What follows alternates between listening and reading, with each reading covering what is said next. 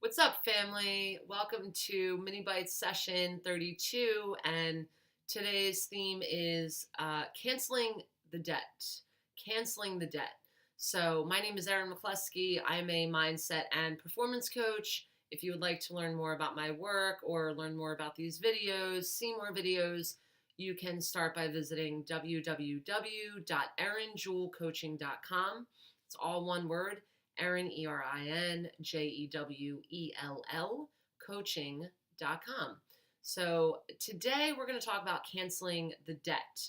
This is something that has been coming up for me in a more highlighted way during the last several months, and there are a number of reasons for that. So what do I mean when I say canceling the debt? Well, I'm really talking about forgiveness and the importance of forgiveness. And this is kind of related to the last few topics I've discussed regarding clearing the space. So those of you who I've worked with and those of you who have been following these videos know that the last several months I've really been focusing on clearing out sort of space to make room for some of the things that I have been praying for, some of the changes and the shifts in my personal and professional life that I've been praying for, that I'm grateful to say are actually happening in my life at this time.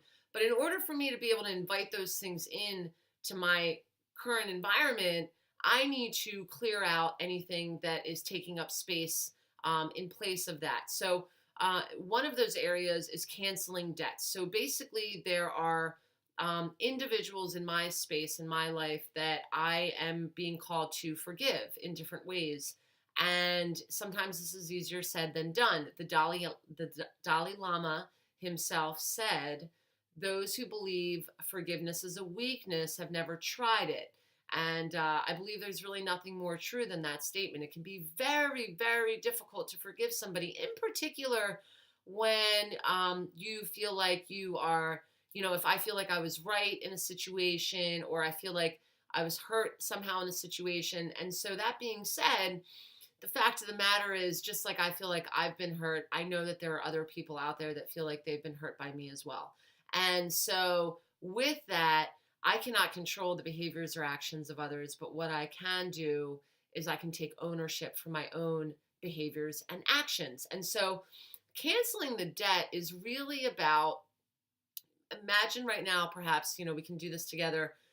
Imagine someone that you feel like owes you something. Now, that could be they owe you money. That could be they owe you, maybe you feel like they owe you time back or perhaps an apology for something they said.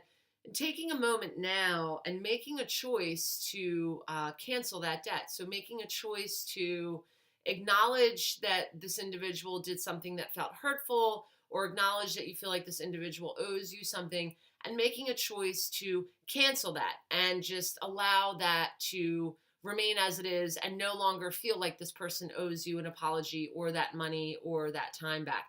Now, why is it important to do that? So I know I said it's important to clear the space, right? So release the old to allow the new to come in, because when we're hanging on to that debt that's owed to us, it actually is taking up space from us being able to invite other things into our life. So that's one reason to do it. Another reason to do it is sometimes we don't get paid back, right? And I'm sure, if you're a parent, you can really relate to this, having children, literally when they're young, little single digit humans, your job is to keep them alive. It's literally to keep them alive. You feed them and you give them clothes and you give them shelter. And so that's a pretty big thing to do for another human. And it's quite possible that that child will never be able to pay you back. It's quite possible that they'll never sort of keep you alive in that same way. So that being said, when we hang on to these things, these debts, it prevents us from continuing to grow in spirit. It prevents us from being able to grow emotionally. It stunts our emotional growth when we hang on to these debts, or maybe we call them resentments, or maybe we call them frustrations, but they literally physically take up space inside of our body and they keep us from being able to progress in other ways. So let's say, for example, you're working out all the time, you're exercising a lot, you do a lot of personal development work, you read a lot of really good supportive books.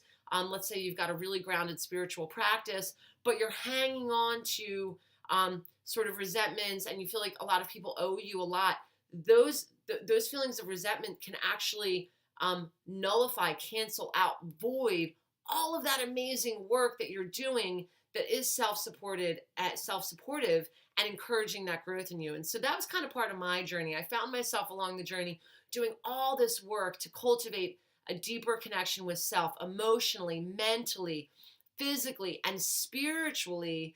And in fact, as my spiritual practice continued to grow, I found that a lot of these resentments and a lot of these debts that I felt like were owed to me were really taking up a lot of space and starting to kind of hold me back a little bit from really experiencing and enjoying all of this work I was doing in these other areas of my life. And so I began to make choices about allowing some of these things to fall away and canceling some of these debts.